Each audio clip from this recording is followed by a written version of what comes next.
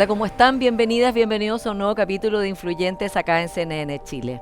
Nuestra primera invitada de hoy es Irina Karamanos. Ella es socióloga de la Universidad de Heidelberg, dirigente de la Internacional Feminista y coordinadora de participación política de las mujeres de Convergencia Social. Con ella conversaremos del fin de su relación con el presidente Boric, del cambio que hizo al rol de primera dama, de su futuro político y del Frente Amplio. Irina Karamanos, bienvenida a Influyentes. Muchísimas gracias, Paula. Es un gusto estar acá. Irina, esta entrevista la convenimos hace mucho tiempo y no es el foco de esta entrevista hablar de la relación de pareja suya con el presidente Boric. Sin embargo, ya esta semana ha sido confirmado por él en su cuenta de Instagram que ustedes ya no están juntos. ¿Qué le pareció el mensaje que puso el presidente Boric? Sí, bueno, para nosotros es muy importante ser honestos. Además, porque somos figuras con exposición pública y como tales también eso nos lleva a confirmar nuestra separación como relación de pareja, sin embargo no como personas, no abandonar el apoyo mutuo y también el apoyo conjunto que tenemos al proyecto político. Y yo en lo particular seguiré apoyándolo incondicionalmente en la responsabilidad que también tiene hoy en día como presidente, que es sin duda un momento fundamental también en su vida personal. Entonces él cuenta con todo mi soporte, mi orgullo y mi respeto en eso. También decir en el fondo que lo que cambia finalmente es nuestra proyección de un futuro juntos. Pero tomamos caminos separados, lo que no significa, por ejemplo, que sigamos comunicándonos, nos comunicamos permanentemente. Eso no cambia y tampoco cambia el respeto, el apoyo incondicional y además que hay una gratitud y un cariño infinito. Él es una maravillosa persona, además. Irina, a la luz de esto, pero también desde antes, usted como feminista tenía muchas dudas, críticas al rol de la primera dama, lo dijo en la campaña, el presidente también, el partido Convergencia Social también, de que era un cargo que ya estaba anacrónico. ¿Cree que no se arrepiente en el fondo de haber asumido como primera dama, aunque fuera para cerrar el cargo, y vamos a hablar de eso en detalle, en vez de mejor haberse mantenido haciendo su vida particular y no asumir esta institución, aunque fuera para modificarla? Es una buena pregunta que también me hice y nos hicimos colectivamente en su momento, porque por supuesto que era una opción no asumirlo, pero ahí tampoco había oportunidad de cambiarlo, ¿cierto? Un gaffiter tampoco arregla una cocina sin meterse a trabajar con las cañerías, digamos, y a él no se le cuestiona si le gusta o es pro cañería o en contra cañería. A un doctor no se le pregunta si es pro sangre o contra sangre, es doctor y el otro es gaffiter. Y yo soy política. Entonces, para mí fue trabajar con una parte de la institución y creo que eso es relevante porque detectamos que iba a significar una innovación en el Estado, que yo creo que es una estructura que siempre tiene que estar actualizándose para también volver a ganar una valoración por parte de las personas respecto de por qué sirve la democracia, para qué sirven estos instrumentos. Y si bien esta es una parte, digamos, bastante particular del Estado, sí es un lugar de mucho poder simbólico. Entonces, al ser un lugar tan alto de poder, nos parecía coherente con nuestro proyecto feminista y democrático el revisarlo. Y yo creo que van a haber muchos espacios más que vayan a ser revisados, porque en el fondo yo espero que se hagan muchas modernizaciones al Estado aquí en este gobierno, en los futuros gobiernos, con el mismo objetivo de democratizar, de hacer más sentido. Usted en una charla de TED que dio recientemente, justamente sobre cómo cambió, o sea, cómo en el fondo asumió el rol de primera dama, pero después para cerrar ese papel y explicó muy bien las razones y los fundamentos que había tomado, dijo, bueno, a mí no me eligieron, eligieron a mi pareja, por lo tanto, como en el fondo no tendría por qué yo estar teniendo un equipo, que haya dinero de los contribuyentes hacia fundaciones que yo estoy dirigiendo, en fin. Pero desde esa perspectiva también se le podría preguntar, ya que no fue elegida, realmente era necesario cambiar una institución que era una institución de muy larga data y donde ha habido también primeras damas muy queridas que han hecho labores importantes. Estoy pensando, por ejemplo, Luisa Durán, que ella también Totalmente. dijo, yo soy la señora del presidente, no me digan primera dama, hizo Sonrisa de Mujer, bueno, en fin, Martita Larrecha hizo el MIM, Cecilia Morel era muy valorada por las personas, estoy nombrando solo algunas, Sí. pero desde ese punto de vista, hacer un cambio completo, porque las fundaciones se reasignaron, digamos, a los ministerios que eran afines, se cerró esa ala de la moneda para este propósito, no es un cambio muy grande pensando en un gobierno que de todas maneras es transitorio y a lo que mismo dijo usted en la charla que no fue electa. Ujú. Gracias por tu pregunta. Mira, yo creo que tener un lugar en el poder, tener un lugar en un gobierno, tener un lugar en el Estado, es una gran oportunidad de hacer las cosas bien, de tener buenas ideas y materializarlas, que es exactamente lo que hicieron también muchas de las anteriores primeras damas y directoras socioculturales, con quienes además con todas hablé bastante, a propósito también de que la historia no parte ni termina con nosotras.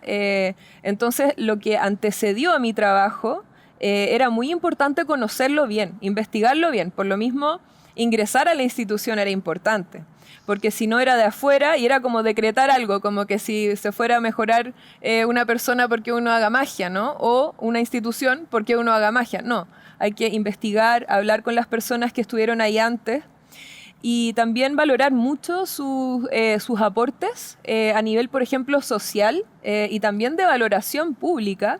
Sin embargo, no es una crítica a acciones hechas previamente necesariamente. Es la pregunta sobre si sigue siendo contemporáneo el que una persona a quienes las personas no tienen la opción de elegir tenga tanto poder. Porque las buenas ideas también las puede tener una persona electa democráticamente. Entonces, ¿por qué tendríamos que llevar a cabo la buena idea de la persona que no elegimos? Mejor tomemos la idea de la persona que sí elegimos. Y se trataba un poco de eso, de la legitimidad democrática que tenía ese rol y compararlo con los tiempos actuales. Y sabes que me pareció muy responsable, o me sentí muy responsable y con también un poco un peso, una misión, de hacer este cambio también al darme cuenta de la repercusión que esto tenía, esta pregunta siquiera, tenía en personas más jóvenes, en generaciones más jóvenes, porque tenemos que escuchar mucho los políticos, quienes hacemos cambios, y yo escuchaba que en el fondo había una sensación de que no era, digamos, propio de nuestros tiempos tener a esta figura, siendo que muchas de las cosas que hacía están cubiertas por las materias de los ministerios y además se critica mucho desde las generaciones más jóvenes y también por mi parte esta idea de la necesidad de que a una autoridad masculina se la complemente con un acompañamiento femenino. Entonces todos esos factores yo creo que sí me hacen a mí decirte que creo que fue importante, que fue una buena y que valió decisión, la pena y que aun fue una buena cuando... decisión. Ahora, ¿y qué significaría para usted que, por ejemplo, el próximo presidente, si hay un presidente hombre, hoy día el que aparece mejor aspectado en la encuesta es José Antonio Kast, probablemente va a reponer el rol de la primera dama? ¿Eso es un fracaso para usted que, digamos, desarmó esto o no? Mira, en el hipotético caso, además, yo no soy quien para decretar cómo se viene la historia. Además, nunca pretendí ser esa persona. Y además, el cambio que hicimos no es personal, no es un triunfo que yo sienta que es personal. Esto es un cambio institucional, una propuesta de innovación institucional y si se quiere retroceder en una innovación que democratiza un poco más al aparato estatal, ¿cierto? Que siempre se dice que pesa tanto y que se gastan más los recursos. Bueno, esto es un buen ejemplo de cómo gastar menos recursos en un lugar que no representa las necesidades contemporáneas de las personas. Entonces, tendría que haber una justificación interesante para el caso de reponer el cargo y yo, por supuesto, estaré muy atenta, pero no lo siento como una propiedad mía. Yo fui primera dama, ocupé ese lugar, coordinadora sociocultural, etcétera. Sin embargo, no es mi identidad, no soy yo. Fui a hacer un trabajo político a ese lugar. Entonces, no es un fracaso personal el que se reponga, sí creo que sería un fracaso respecto de un retroceso en una pequeña innovación que se hizo al Estado. Usted en su charla TED también dijo, Irina, que le habían dolido las críticas de las feministas cuando asumió esto, ¿no? Porque era todo un debate si iba a asumir, si no, y después cuando decide asumir, tuvo esas críticas. ¿Cómo lo vivió? Porque también estaba recibiendo en ese momento críticas por todos lados, ¿no? Como por tomar el cargo, por no tomar el cargo, por cambiarlo. Sí. Yo pienso que como feministas y también la izquierda piensa mucho, me incluyo, en los orígenes de los problemas sociales, los problemas sistémicos. Y hay mucho debate en torno a eso que es muy valioso. Pero también existe la acción y también existe los síntomas de un sistema patriarcal o desigual o asimétrico. Y yo pienso que en este caso la decisión me era muy incómoda, pero fue más valioso poder hacer una acción dentro de un lugar tan improbable para una feminista. Y me empecé a cuestionar por qué un lugar sería improbable para una feminista. ¿Qué tiene que ver eso con ser o no ser? Entonces me pareció mucho más importante que ponerme un cartel diciendo soy feminista, hacer algo feminista, hacer una acción desde una mirada feminista en un lugar bastante conservador, y yo creo que la crítica tenía que ver con eso, con que si yo entraba a ese lugar significaba que yo estaba validándolo, como poniéndole el sello de que es aprobable por una feminista el lugar de primera dama, y no se trata de eso. Sí. Se trata de tener la oportunidad de cambiar un lugar. Sí. Vamos ahora, Irina, a su futuro, porque usted tiene un cargo en su partido Convergencia Social, justamente promoviendo la participación política de mujeres, así como también tiene un cargo en la Internacional Feminista. Además va a escribir un libro.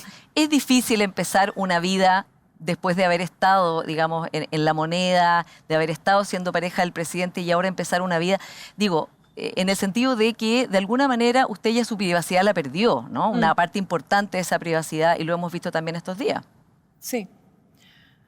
Yo te diría que sobre eso me gustaría hacer un pequeño paréntesis sobre la exposición. Yo pienso que es tremenda la exposición pública. En mi caso, que además yo nunca conté con ser una figura pública, no lo planifiqué así. Yo nunca pensé, por ejemplo, en ser candidata o tener un cargo de representación, y mucho menos ser famosa por ser pareja de alguien. Sin embargo, también lo observo en la exposición del presidente. Yo pienso que hay que poder tener una vida privada, en el sentido de que no podemos transformar en farándula la vida de los políticos y políticas, ni tampoco hacer como que fuera un reality, ¿no? Entonces me parece a mí que ahí hay algo importante, pero es muy diferente a tener cuidado, y acá respondo a tu pregunta, a tener cuidado con a qué lugares me postulo, a qué trabajos me postulo, porque en el fondo hay un continuo entre antes de asumir el rol de coordinadora sociocultural y después, porque mi profesión sigue siendo mi profesión, que es estar abocada a un trabajo por mayor democracia, desde la educación, investigar sobre temas de no discriminación, etc. Y ahí tuve, por supuesto, que tener más cuidado con el tipo de lugares en donde me postulaba, que tiene que ver con algunas investigaciones académicas, que probablemente comiencen más bien el próximo año, y hacer una transición y una mezcla entre mis habilidades profesionales de investigadora, de analista, con también la mirada y el aporte político que se puede hacer al construir, por ejemplo, el Observatorio de Políticas Feministas de la Internacional Feminista, y también en hacer un trabajo ampliado que yo ya había comenzado a hacer en su momento en el partido y que ahora se presenta como cargo, ¿cierto? Me postulé, quedé en un cargo que se llama Coordinadora General de un programa llamado Abre Caminos, que es de formación para mujeres y que ya en su momento, hace años, tuvimos un trabajo importante también a nivel territorial, en el sentido de que se puede hacer política de manera diferente, se puede escuchar cuáles son las complicaciones de una candidata, por ejemplo, que tiene hijos o hijas y cría sola. Nosotros presentamos ahí, ¿cómo se llama?, al CERVEL la opción de que se pueda rendir, por ejemplo, los gastos de cuidado, electorales, claro. poder cuidar, que alguien cuide a los hijos mientras la mujer hace campaña. Tuvimos muy buenos resultados, también sacamos a 3 alcaldesas, pero no solamente electoral, porque también tiene que ver con pensar la política desde una perspectiva no masculinizada, y eso es muy importante para muchas mujeres que ingresan a la política y que ya han tenido Sí. roces como dirigentes sociales, etc. ¿Usted se postularía a cargos de representación popular? No. ¿No? ¿Por qué? Yo tengo un lugar, o he encontrado un buen lugar en la política generando red. Ah. Esa es mi principal fascinación. Sí. Y no solo red, sino también la orgánica, por ejemplo. Por eso ahora también estoy tan involucrada en este nuevo momento de unidad en el Frente Amplio, en Sí. donde estamos haciendo diálogos en todo el país, porque me importa mucho que la estructura que nosotros tengamos sea lo más elástica posible para responder a los desafíos actuales y presentarle eso a las personas. Sí, eso justo le quería hablar, porque Convergencia Social, evidentemente uno de sus grandes temas hoy día, como todos los partidos del Frente Amplio, es un partido único del Frente Amplio, ¿no? Como lograr hacer un partido único. ¿Cuán golpeado está el Frente Amplio hoy día con el caso Convenios a su juicio? Y se lo pregunto especialmente porque desde el famoso discurso de la superioridad moral que en su momento dijo el exministro Giorgio Jackson respecto a las otras generaciones anteriores que habían estado en política, evidentemente había una expectativa de que no iban a caer en conductas como las que estaban criticando, y menos en este tipo de conducta en que hay casos, digamos, de fundaciones que han francamente hecho corrupción y otras en que hay un mal uso de los recursos, en un modus operandi que se ha visto además en todo el país. ¿Cómo vivió usted ese caso? ¿Cómo Sí. lo ve usted, las Sí. personas que están involucradas en esto? Y por otro lado, ¿cómo afecta la posibilidad del Frente Amplio de plantearse unitariamente en el futuro? Yo creo que esto no hay que verlo como un cuestionamiento a quien es intachable moralmente. Y además, quienes formamos el Frente Amplio, no vamos a permitir que esto sea un momento de debilitamiento. De hecho, yo siento que es lo contrario. De hecho, en varios lugares del país, en donde ya se ha recogido en los diálogos de encuentro, las opiniones, las proyecciones, en donde estamos reafirmando nuestras convicciones, hay un absoluto rechazo al mal uso de fondos, de recursos. ¿La sorprendió a usted, Irina, cuando supo el caso Daniel Andrade, el caso Democracia Viva? O sea, porque me imagino que además Entiendo. todo lo que ya hemos conocido a lo largo de este tiempo, ¿no? Sí. Lo que pasa es que, más que sorprenderme, me sentí directamente llamada a investigar sobre qué es lo que se iba a investigar, cómo de rápido se iban a hacer los cambios, cuándo se iba a llamar a una comisión investigadora, si se iban a poner todos los antecedentes ante Fiscalía inmediatamente. Para mí tiene mucho que ver con cuál es la acción que se toma. Porque la diferencia, al final, no es cuán buenas son las personas per se, sino que tiene que ver con cómo un conglomerado se hace o no se hace cargo de este tipo de problemáticas. Y de hecho, yo creo que esto presenta una oportunidad, ya más allá del partido, una oportunidad para el país de mejorar, innovar en todo lo que tiene que ver con la infraestructura de repartición de fondos públicos, que en realidad de verdad hay que verlo como una Sí. mejora sustantiva. Sí, y de hecho, claro, la Comisión Jara Quemada se dedicó a Exactamente. hacer, y hay muchas otras cambios que se van a hacer. Iniciaron muchísimos cambios inmediatamente. Respecto del Frente Amplio y su futuro, usted que está, bueno, siempre ha estado muy metida, pero ahora está especialmente en este proceso de unificación. Usted en el futuro, digo, en el próximo gobierno, que el próximo periodo electoral, que en 2 años más, tampoco es mucho tiempo más, ¿ve al Frente Amplio unido con el Partido Comunista en Apruebo Dignidad como su coalición de base? Yo creo que la política siempre es situada. Entonces, siempre ante un contexto, porque esto no es sin contexto. Entonces, uno tiene un contexto y hace alianzas. ¿Por qué? Porque puede ponerse objetivos comunes. ¿Ya? Otra cosa es la esencia del conglomerado del cual uno viene, el partido del cual uno viene, la tradición del partido del cual uno viene. Lo que caracteriza mucho al Frente Amplio es un compromiso con una escucha y una actualización muy seguida, o sea, es muy joven el conglomerado y cada uno de los partidos. Sin embargo, se ha propuesto una cantidad de congresos para reestructurarse orgánicamente, programáticamente, no transando convicciones, sino que encontrando una manera actualizada y elástica ante esos desafíos. Y yo pienso que ahí el Partido Comunista tiene otras virtudes, ¿no? Pero que no son necesariamente lo mismo. Sin embargo, eso no quita para nada que no se puedan hacer alianzas, insisto, dependiendo del contexto político. Claro, pero manteniendo la identidad del Frente Amplio, Sí, digamos, con más que la sin de duda. Aprodignidad. Y con socialismo democrático, porque hoy día muchos ministros son de socialismo democrático y de hecho están trabajando de manera bastante conjunta con el resto de los ministros y ha habido un proceso, digamos, no sé, de trabajar juntos de una manera que por lo menos se ve orgánica, aun cuando haya diferencias. ¿Ve en el futuro el Frente Amplio aliado con socialismo democrático?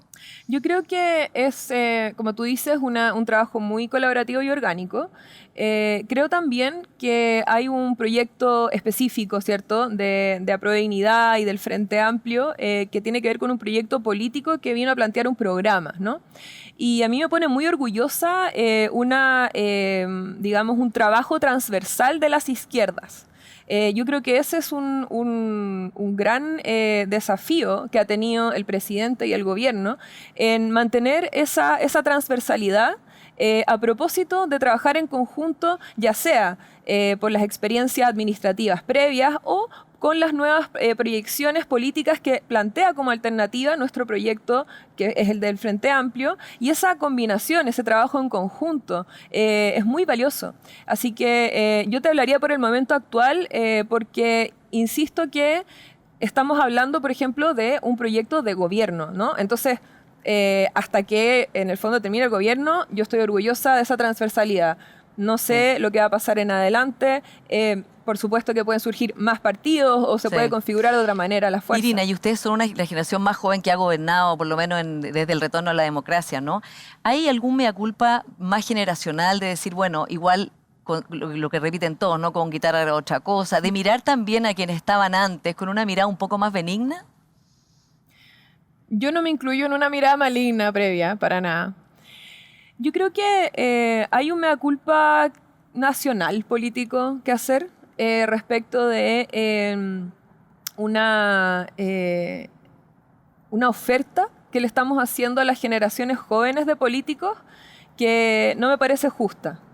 Yo pienso que, por ejemplo, la nueva generación de políticos jóvenes de derecha tienen que poder justificar sus planteamientos, sus ideas políticas, sin necesidad, por ejemplo, de estar diciendo que o identificándose con el golpe o con tendencias pinochetistas, porque la verdad es que la derecha no tiene por qué identificarse con aquello.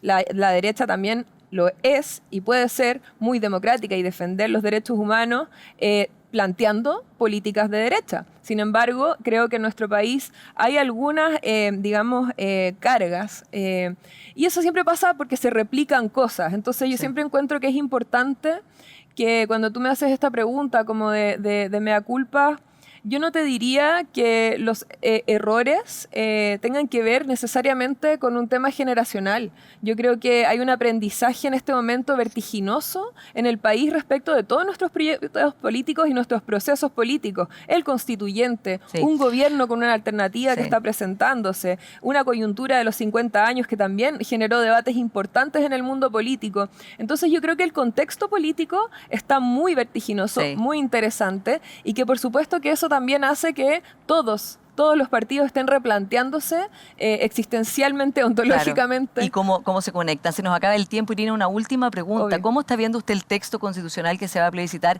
en diciembre? Usted algo dijo críticamente después de su charla TED, pero ahora que tiene toda la libertad del mundo para opinar como ciudadana, ¿qué piensa de ese texto? Y además se lo pregunto como feminista y porque usted ha estudiado bastante también los movimientos de ultraderecha en el mundo, los liderazgos, las agendas, y evidentemente este es un tema que le preocupa mucho. Sí. Mira, yo creo que como sociedad y como país hemos tenido la valentía de plantearnos el desafío de un nuevo proceso constitucional, una vez y ahora otra vez. Y eso es replantearse las reglas con todo lo que eso implica, ¿ya? Yo creo que hay que valorar eso. Creo que también hay que valorar a nivel, insisto, transversal. Que los análisis, digamos, sobre el proceso constituyente han sido más bien simplistas y no han valorado necesariamente el nivel de elaboración política que se ha dado, la colaboración que se ha hecho con la sociedad civil y las universidades, que hablar de los libros que se han escrito. O sea, yo creo que esos son todos elementos que van a ser fundamentales para todo proceso de discusión constitucional que venga en nuestro país. Eso como primera cosa, porque la verdad que yo creo que la discusión constitucional no solamente se tiene que quedar anclada en las coyunturas. Me parece, y el texto mismo, sí, que se plebiscita. Sí. A mí me parece que, bueno, hay una expectativa, por supuesto, de que la nueva constitución sea una evolución de la constitución actual, ¿no? Que haya una profundización democrática, una modernización institucional, una ampliación de derechos, ¿cierto? Y en ese ámbito, a mí me parece importante también recalcar que en el fondo la polarización que uno puede haber en ciertos grupos no necesariamente es lo que se refleja en la sociedad. O sea, la verdad que ha dado un debate gigante sobre los derechos de las mujeres y todas las mujeres tenemos que informarnos muy bien sobre qué es lo que se está decidiendo. Si es que se están ensanchando los derechos de las mujeres, por ejemplo. ¿Y a usted le parece que se...? A mí me parece problemático. Hay entre 80 y 70% de las mujeres que valoran, por ejemplo, las tres causales. Y eso no se puede obviar porque es algo que está eventualmente en riesgo con la aprobación de una nueva constitución como esta. Pero también el tema de la objeción de conciencia, por ejemplo, me parece que en tema de derechos de las mujeres, que es algo en lo que necesariamente tengo que poder hablar abiertamente, es preocupante porque termina abriendo la posibilidad a una discriminación a una amplia cantidad de mujeres en nuestro país. Entonces, me parece que hay que poder informarse muy bien y tener la expectativa de que sea una mejora, no quedarse en los eslóganes ni en las coyunturas, sino que pensar en, por ejemplo, mi hija, mi nieta, las próximas generaciones. Cómo van a ampliarse sus derechos y sus libertades colectivas en este país leyendo este texto. Irina Caramanos, muchas gracias por esta conversación. Muchas gracias a ti, Paula. Y antes de irnos a una pausa, les cuento que nuestro siguiente invitado es el senador Juan Antonio Coloma, presidente del Senado. Es senador de la UDI por la región del Maule y abogado. Con él conversaremos del crispado ambiente político, el avance de las reformas, las medidas frente a los últimos hechos de delincuencia y su análisis de la propuesta constitucional.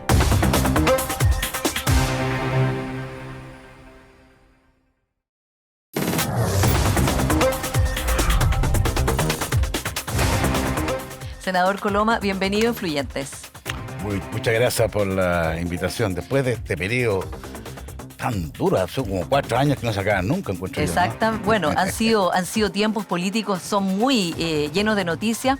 Y usted lleva 7 meses como presidente del Senado, pero que parece que fueran años, ¿o no? ¿Cómo ha sido ser presidente del Senado? Un honor muy importante, pero en un ambiente político polarizado, un clima político hostil, con tanta dificultad para acordar cosas. Y se lo pregunto también porque usted es de una generación de hacer acuerdos, de estar todo el tiempo oposición y oficialismo tratando de sacar cosas adelante, y ahora la verdad es que está todo bastante parado. Sí, no, ha sido hace un tiempo difícil, pero yo creo que nada fácil hoy día, digamos. Y mira, yo cuando asumí el cargo traté de darle un sentido, y el sentido fue decir, ¿dónde está lejos el problema más grave de Chile? Yo creo que es el tema de la seguridad.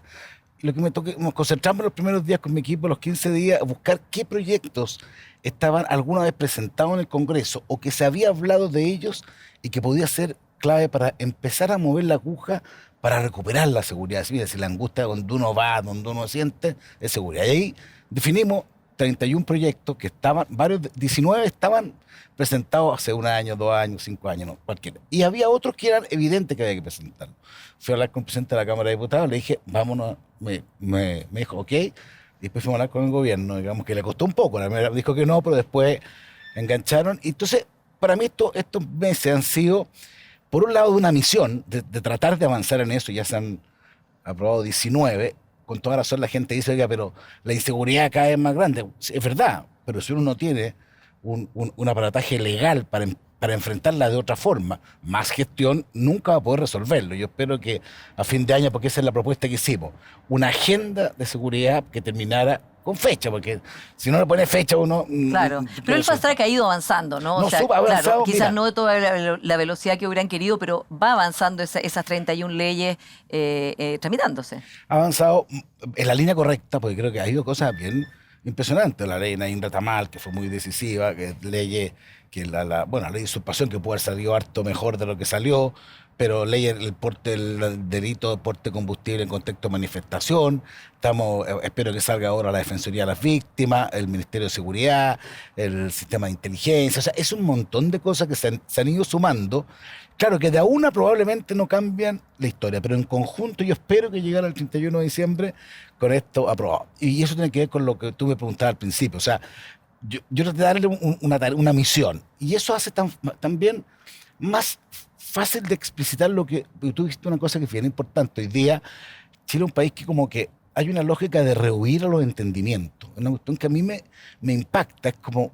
Y yo trato de demostrar así que hay momentos que sí se puede llegar a acuerdo y que son válidos, que son potentes, que hacen cambios significativos. Ahora, no todo se va a llegar a acuerdo. Incluso yo creo que tenemos, por ejemplo, un punto de vista tributario, tenemos una diferencia muy grande con el gobierno, la forma de enfrentar la economía. Yo creo que a este gobierno le falta una agenda de desarrollo potente y no la tiene. O sea, tenemos discrepancias, Claro, pero también hay espacio y para áreas entenderse. posibles de colaboración, y vamos a ir Exactamente. después a hablar de pensiones y del pacto tributario. Pero antes quiero ponerlo a usted el tema de la semana, que sin duda han sido estos audios que dio a conocer CIPER Chile del abogado Luis Hermosilla conversando con Sauer y con otra abogada, en que, bueno, básicamente se está diciendo que se ha coimeado a personas de impuestos internos y de la CMF, o que están en posición de hacerlo, con un lenguaje además muy impresionante. Usted conoce a Luis Hermosilla, lo conoce desde la universidad. ¿Cuál es su reacción frente a esto? Y se lo pregunto porque está relacionado con lo que hablamos antes. El clima de confianza, cómo se crea, ¿no? Y el clima de poder llegar a terrenos comunes entre quienes piensan distinto, entre la derecha, la izquierda, en fin, cuando pasan casos como estos que defraudan la confianza en las instituciones, en las personas, y en este caso además en los abogados. Sí, no, a ver, efectivamente, yo entré a la universidad y me tocó el justo curso y lo conozco de ese tiempo, lo conozco bien. Obviamente eso a uno lo impacta mucho más, digamos. Pero mira, junto con esa reflexión que hay que hacerla, digamos, en lo personal, también yo creo que es la hora también de pensar primero cómo se resuelve este tema. Creo que es la hora, más que las declaraciones, es la hora de las investigaciones y de los juicios que se generen respecto de este tipo de acciones. Habrá espacio para las defensas y para las acusaciones, y ahí espero que la justicia rápido resuelva bien, lo más rápido que pueda, un tema que obviamente impacta. Ahora también tiene otra visión de ver también cómo funciona el Estado respecto de eso. El día lunes, el Ricardo Lagos Weber, el presidente de Hacienda, citó, yo estoy parte de la Comisión de Hacienda, una reunión con el director de Impuestos Internos y con la presidenta de la CMF, justamente para analizar esto en función de cómo está el Estado preparado para temas de esta naturaleza, que obviamente ocurren, que ha tenido además todo un impacto, como decías tú, muy, muy potente, digamos. Entonces también tenemos que ser capaces de reflexionar en cómo funciona el Estado en estas materias. En una de esas actúa de buena manera, porque hoy día son acusaciones o interpretaciones que uno no sabe, porque parece que son de junio, según yo descubrí. Claro. No tengo la secuencia posterior, pero yo creo que es la hora de la investigación y es la hora de mucho más que la declaración. Sí, ahora las personas también, bueno, recordando el caso Penta, un caso, digamos, que tiene alguna similitud, la gente se cansa de que finalmente las sanciones sean bajas, que, digamos, se habla mucho del delito, la delincuencia, los portonazos, pero después estos delitos de cuello y corbata quedan impunes. Evidentemente no es la expectativa. Hoy día ya están todas las organizaciones, las instituciones del Estado tomando cartas en el asunto de manera bastante enérgica, pero sin querer, digamos, seguir en este tema de manera más al detalle, pero... hay algo que ya el abogado de Luis Hermosilla, que es su hermano Juan Pablo, dijo que el audio, no dijo que el audio era falso. O sea, eso ya es lo primero. Eso que se habló ahí, más allá de si se puede o no usar en un juicio como prueba, que ahí hay debate, algunos abogados dicen que sí, otros dicen que no. Luis Hermosilla dice que no, pero otros abogados dicen que sí. Más allá de eso, ¿Qué le parece a usted que un abogado diga eso? O sea, como que se Fuerte, esté mira. diciéndole a un cliente que hay que hacer una vaca, que hay que hacer una caja, que hay que pagar, etcétera. No, muy fuerte, pues sí, objetivamente. Yo creo que una cosa es la relación que uno tenga y otro que obviamente si hay un acto que se aparta por completo a la justicia tiene que ser sancionado. Yo creo que en eso el mismo abogado el hermano lo planteó también. Yo creo que aquí nadie, y además se planteó que iba a haber ánimo de colaborar con la justicia. Yo creo que eso es lo que corresponde, porque al final hay un tema que va más allá de eso, que es justamente la fe pública. Por eso es los impuestos internos, la CMF, digamos, para tratar de fortalecer instituciones que son garantes de la fe pública de todos nosotros para evitar este tipo de acciones que se están mirando, digamos, y que eso es muy importante que esto se resuelva. Y creo que también hay un tema de velocidad, un tema que siempre hemos discutido porque también las cosas van pasando en el tiempo, como que se van, digamos, desperfilando. Creo que es importante que la justicia funcione, más allá de las declaraciones, porque también ahora empieza otra cosa, tú decías algo que es muy cierto, empieza todo un debate de si la prueba A o la prueba B, es como especulaciones. Yo creo que es la hora de la investigación. Claro, pero el audio es Sí. lo que es que ha mostrado Ciper Chile. Vamos a otro tema que ha estado hoy día, digamos, esta semana muy fuerte, que es a propósito de los secuestros, a propósito de la granada que le tiraron a una carabinera, ¿no? A propósito de un ambiente delincuencial, digamos, muy intenso, hay personas que dicen que hay que llamar al COSENA, ¿no? Personas de su sector que dicen, bueno, hay que llamar al COSENA. El gobierno ha dicho que no, el Bolsa dice que no es necesario llamarlo. ¿Usted cree que algo así es necesario hoy día? Mira, yo creo que sí. ¿Sabes por qué? Porque yo creo que estamos en un problema máximo, no un problema mínimo. Yo creo que aquí, si hay un error que cometimos como país, de alguna manera no asumir el efecto que tenía el aumento de la delincuencia, el narcotráfico, de la inmigración ilegal. No significa que todos los inmigrantes, digamos, cometan delitos, que sería una injusticia, pero hay un proceso de inmigración ilegal que es francamente inaceptable. Y creo que también este gobierno, y yo quiero destacar algo, digamos, también, yo creo que también actuó con complejo, y ellos lo han reconocido al inicio, digamos, había una sensación de que la fortaleza de Carabineros, había que refundarlo, había que hacer todo de nuevo, todo distinto, y eso creó un clima, yo creo que súper perjudicial, y que los climas al final van cobrando víctimas, y que solo la víctima es la seguridad de Chile, y muchos inocentes que se sienten cada día más afectados, y muchos han muerto. Sí. O sea, a mí me tocó, mira, te voy a decir a mí las cosas que más me impactó, recién asumido la presidencia, me tocó ir a 2 funerales de Carabineros. Es una cuestión que a mí me marcó a fondo, porque era una cosa muy, muy fuerte, que las personas que habían muerto cumpliendo con su deber. Entonces yo creo que hubo una falta de comprensión muy grande respecto a la naturaleza del problema. Creo que, dicho sea de paso, esta agenda de seguridad ha colaborado, pero aquí también tenemos que tener una actitud distinta. Y desde mi perspectiva, creo que el COSENA, claro, es la máxima instancia de un punto de vista institucional para reflexionar y tomar medidas que ya probablemente no son solo legislativas, son de acciones, son de fuerza. Por ejemplo, dentro de la agenda de seguridad, una de las cosas importantes es facilitar las expulsiones administrativas de la inmigración ilegal. Esa ley ya está funcionando, pero no se aplica. Entonces ahí uno dice, ¿cómo no tener una...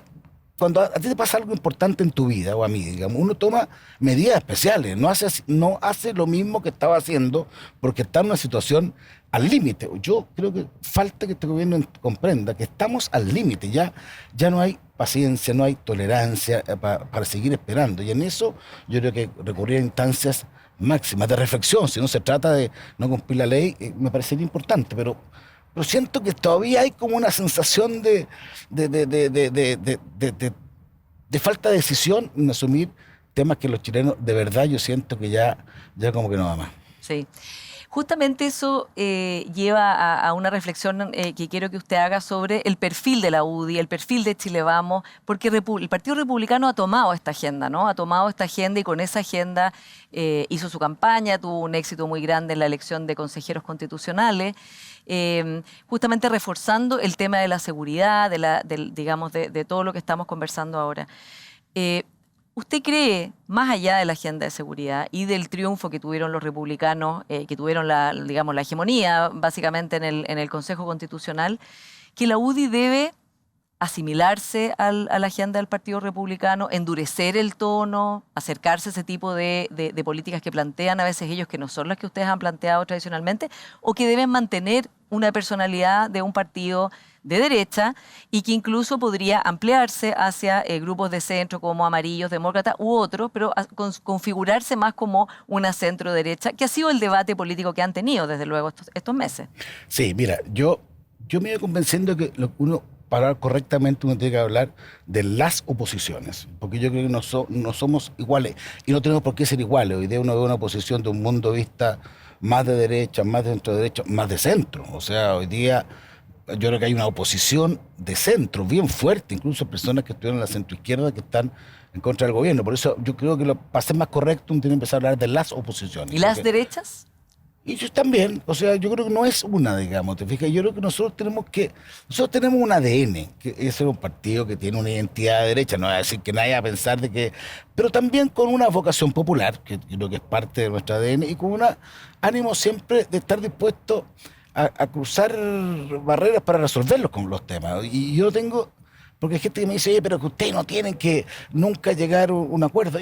Yo ahí digo, un momento, yo creo que siempre hay espacio para entenderse en Chile. Las cosas importantes se hacen cuando uno logra encontrar los puntos de acuerdo, que no significa que piense igual. Entonces, yo soy partidario de mantener la identidad, de ser un partido que se pueda diferenciar de otro. No es que uno sea mejor o peor que el otro, pero saben que es un partido de derecha, que tiene historia, que tiene una vocación popular y que tiene también una vocación de resolver los conflictos, no perpetuarlos permanentemente. Y yo creo que eso al final, claro, uno pasa por momentos de, yo en eso tengo experiencia, de más popularidad e impopularidad. O sea, si uno siempre quiere estar, digamos, no, yo creo que parte del mérito en política es a veces estar dispuesto a pasar momentos más difíciles, en la medida que uno sí crea que lo suyo es correcto. Yo sigo pensando que en Chile una alternativa de derecha, con vocación de entendimiento y con sentido social popular es muy importante. Y si le entiendo bien, entonces el Partido Republicano tiene menos intención de diálogo y de llegar a acuerdos. Yo creo que son distintos. Insisto, no aquí, yo no soy el que dice estos son buenos, son malos, porque esas cosas lo me dirán. Yo creo que nosotros tenemos una vocación, porque son vocaciones, no ha tocado. También, mira, uno también es hijo de su tiempo. Te fijas, a mí, cuando uno mira retrospectivamente las cosas lo que cuesta construir democracia, lo que cuesta construir desarrollo. ¿Sí? No es que esto fuera todo automático, digamos, se van dando pasos para entenderse y nosotros somos los que estamos dispuestos a dar esos pasos, digamos, y a decir 50 veces cuando hay una cosa rara del gobierno, que tiene harto, ser muy enérgico porque corresponde, pero también en otro escenario decir, ¿sabe qué más? Por ejemplo, el mejor ejemplo es el tema de seguridad. A mí me criticaron harto en lo personal. ¿Sí? ¿Qué le dijeron? Me dijeron, pero ¿cómo va a llegar a un acuerdo en materia de seguridad? Sí, vamos a llegar a un acuerdo en materia de seguridad, porque al que asaltan, el portonazo, el que no es de derecha, izquierda, de centro, a todo. A todo, aquí no hay nadie, no es que sea el camarógrafo, el periodista o la persona que entra, a todo. Entonces, hay espacio para entenderse. También me cuesta yo me doy cuenta que hoy día es un país, no tiene mucha vocación de eso, hay que convencerlo, lo bueno de entenderse, sin claudicar. Por eso yo hablo siempre de los buenos acuerdos. A mí me carga esa lógica, que se puso tiempo, del acuerdo por el acuerdo, porque a mí eso nunca me ha convencido, pero sí, un buen acuerdo a mí me motiva, y lo que no obsta que uno tenga más de las veces que oponerse o que estar en contra. Claro, ahora parece que prima como el desacuerdo por el desacuerdo. En ese plano le quería preguntar, ¿qué le pareció a usted el discurso que hizo la presidenta del Consejo Constitucional, Beatriz Hevia, cuando le entrega al presidente Boric el texto que se va a plebiscitar en diciembre y habla de los verdaderos chilenos, que ha producido harto debate de cuáles son los verdaderos chilenos y que incluso se sabe, digamos, que personas de Chile Vamos estuvieron bastante molestos con eso, ¿no? Como de que habían los verdaderos chilenos y los no verdaderos, no sé cómo será. Mira, yo te voy a decir, a esta altura, yo estaba ahí, así que yo lo sentí dicho en un contexto distinto. No es como decir aquí están los buenos chilenos y aquí los malos chilenos. Yo no lo entendí en una lógica de esa naturaleza. Yo lo entendí mucho más en la lógica de decir un buen chileno que acogiera a todos, digamos, en el sentido de responsabilidad. No lo sentí como algo peyorativo. Después, ¿sabes qué? ¿Por qué te digo esto? Pues me llamó la atención. Salgo de ahí, y eso fue la lógica que todos entendimos. Y después, con los reportajes periodísticos después o del día siguiente, me di cuenta que sobre eso se había generado un tema. Y yo honestamente oí ese discurso en su integridad, pues, o sea, el precedente, lo que dijo y el posterior, y no lo vi como algo agresivo, lo vi más, intención de ser algo más convocante. Claro, si tú de repente extraes una frase claro, puedes quedarte con una imagen distinta, pero yo honestamente no lo vi así. Pero estuvo bien, digamos, lo representó ese No, discurso. yo en general, a mí me representa mira, a mí lo que pasa es una cosa con el tema constituyente que ya, yo, con harta franqueza. Nosotros llevamos 4 años en este proceso, 4.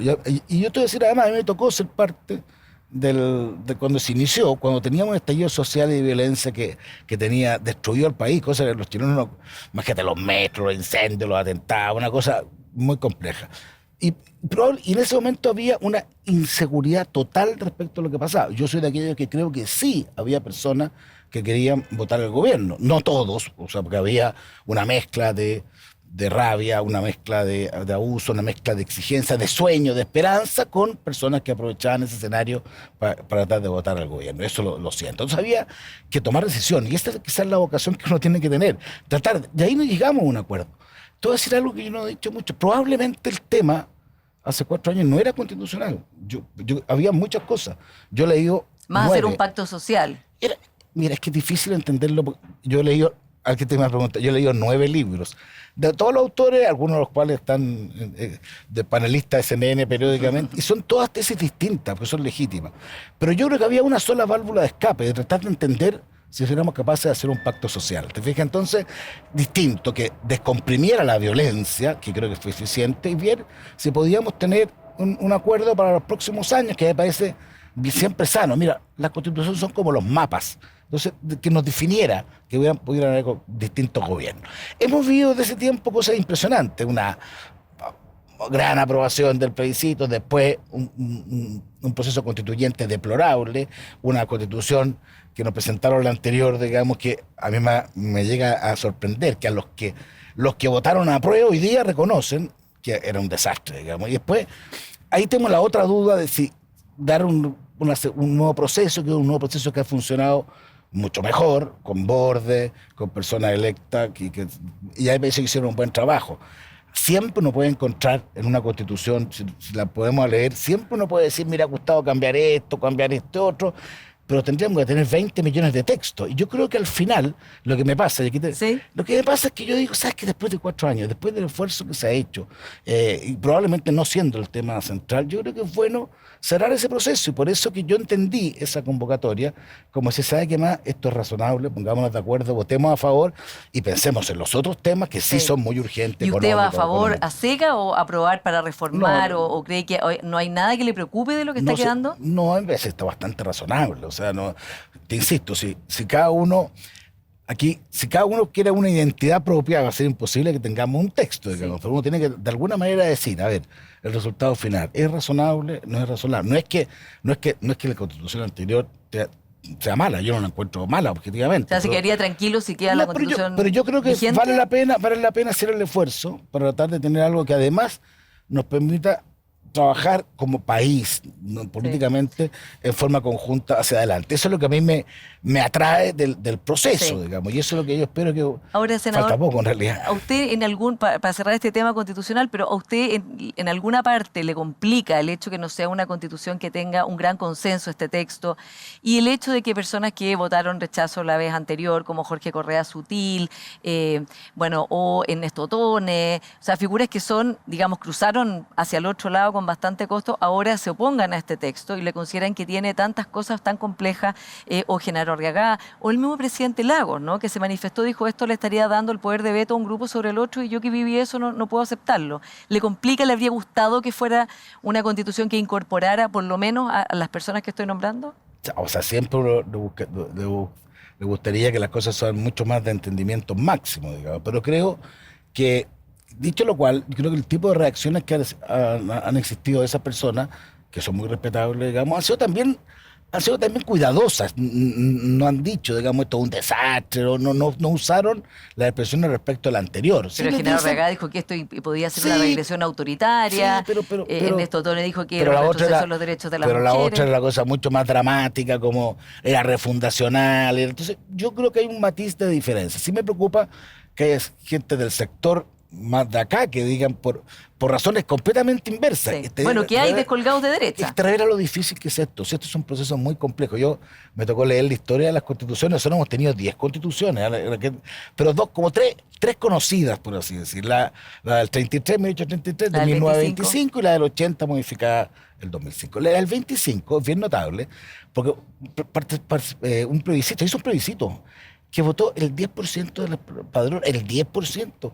¿Y sabe cuándo empezó a funcionar? 7 años después. O sea, eso te revela que es objetivamente un tema complejo. Entonces uno tiene que tratar de aspirar al tema de máximo entendimiento posible.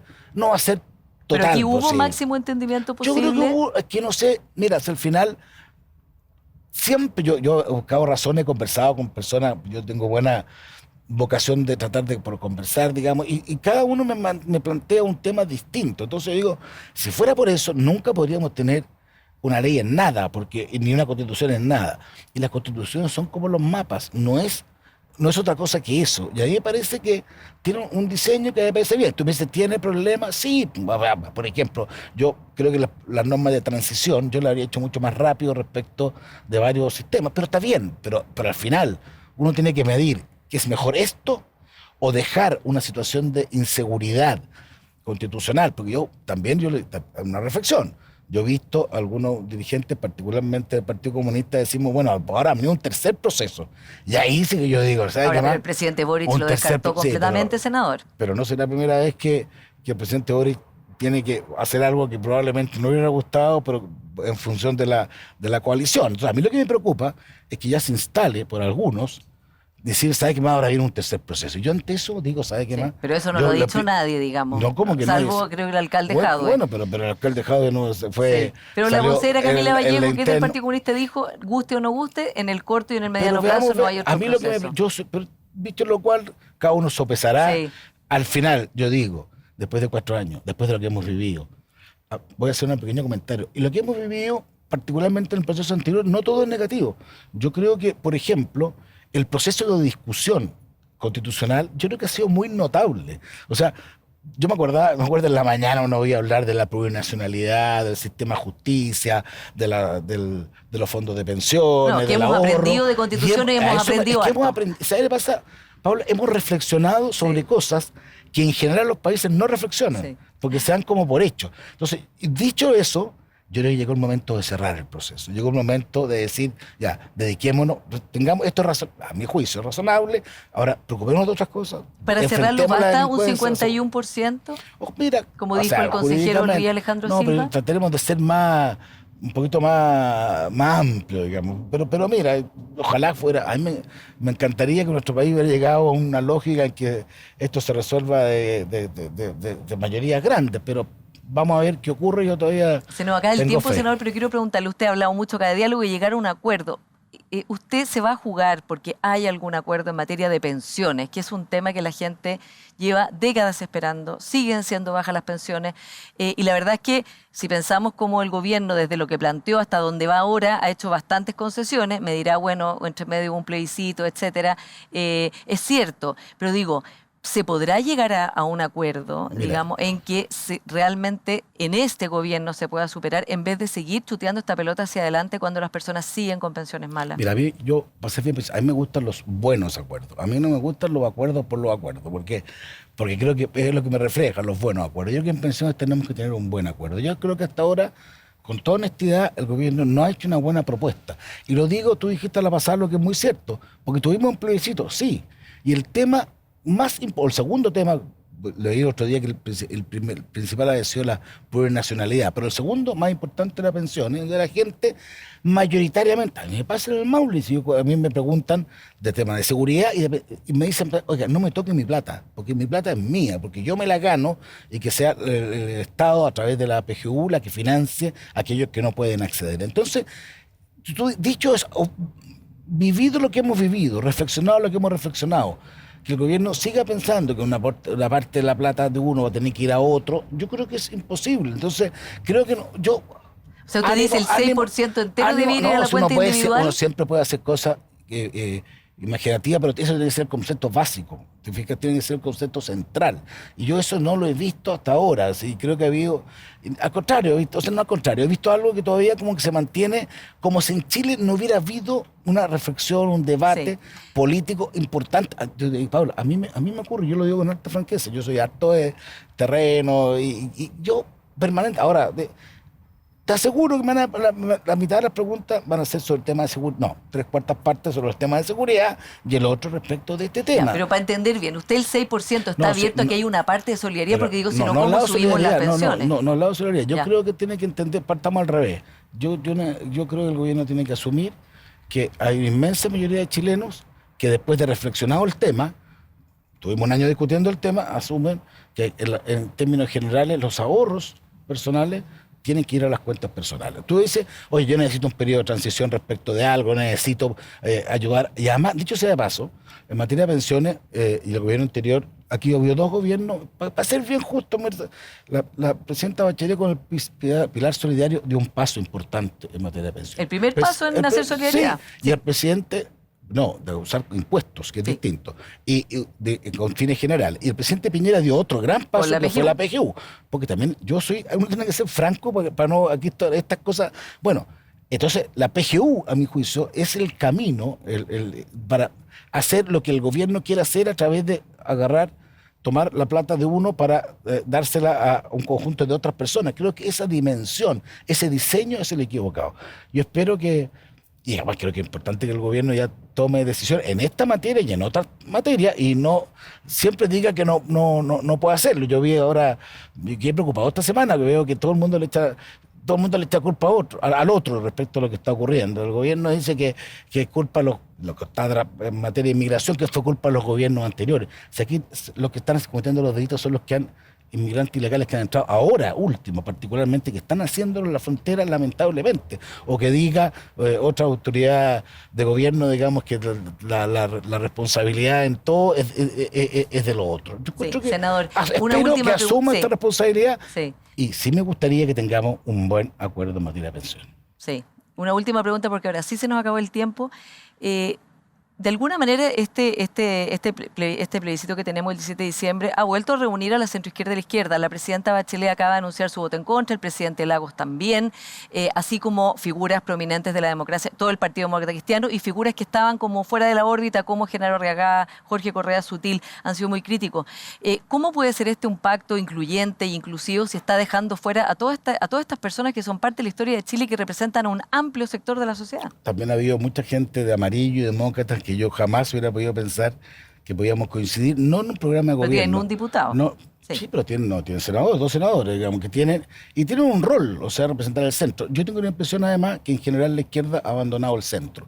Creo que al final el Frente Amplio ha cooptado el resto y que lo que realmente influye en el mundo de la izquierda es el Frente Amplio y el Partido Comunista. Creo que ese mundo de centro hoy día ha sido abandonado, de verdad lo siento, y creo que la centro derecha tiene una gran posibilidad de interpretar los pensamientos de moderación, de reflexión, de progreso, de orden, que en otro lado no se le plantean. Entonces, los temas políticos van cambiando también. Esto no es un 2, 3, momia, no. Esto es evolutivo y creo que hoy día van a manifestarse la mayoría de una forma muy distinta. Y veremos qué pasa el 17 de diciembre. Vamos Senador Coloma, muchas gracias por esta conversación. Gracias. Y a ustedes, como siempre, muchas gracias por su sintonía y nos encontramos el próximo domingo.